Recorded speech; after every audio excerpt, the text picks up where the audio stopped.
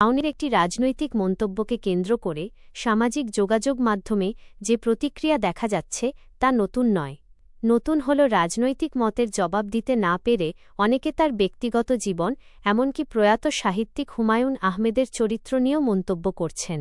প্রশ্ন হচ্ছে, রাজনৈতিক মতাদর্শের বিরোধিতা করতে গিয়ে একজন মানুষের ব্যক্তিগত সম্পর্ককে টেনে আনার প্রয়োজন কেন?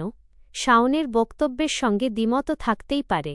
তার রাজনৈতিক অবস্থানের কঠোর সমালোচনাও করা যেতে পারে, কিন্তু সেই সমালোচনা যদি ব্যক্তিগত আক্রমণ, চরিত্রহনন কিংবা অশালীন ভাষায় গড়ায়, তাহলে তা আর রাজনৈতিক বিতর্ক থাকে না, বরং শালীনতার সীমা অতিক্রম করে। হুমায়ূন আহমেদ ও শাওনের সম্পর্ক নিয়ে বিতর্ক বহু বছর ধরেই রয়েছে। বয়সের ব্যবধান, বিয়ের প্রেক্ষাপট, এসব নিয়ে মানুষের ভিন্ন মত ছিল এবং এখনও আছে।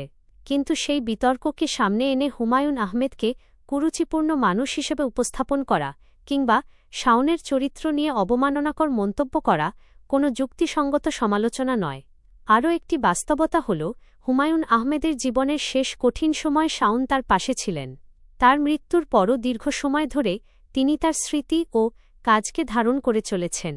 এসব তথ্যের মূল্যায়ন ভিন্ন হতে পারে, কিন্তু সেগুলো উপেক্ষা করে কেবল বিদ্বেষমূলক আক্রমণ চালানো ন্যায্য সমালোচনা নয়। গণতন্ত্রের সৌন্দর্য মতের ভিন্নতায়, কিন্তু মতের ভিন্নতাকে যদি ব্যক্তিগত অপমানের অস্ত্রে পরিণত করা হয়, তাহলে ক্ষতিগ্রস্ত হয় বিতর্কের সংস্কৃতি।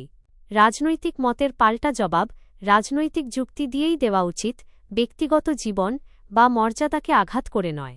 কঠোর সমালোচনা গণতন্ত্রের অংশ, কিন্তু চরিত্রহনন কখনোই নয়। যুক্তি দিয়ে প্রতিপক্ষকে মোকাবিলা করা শক্তির পরিচয়, ব্যক্তিগত আক্রমণ দুর্বলতার।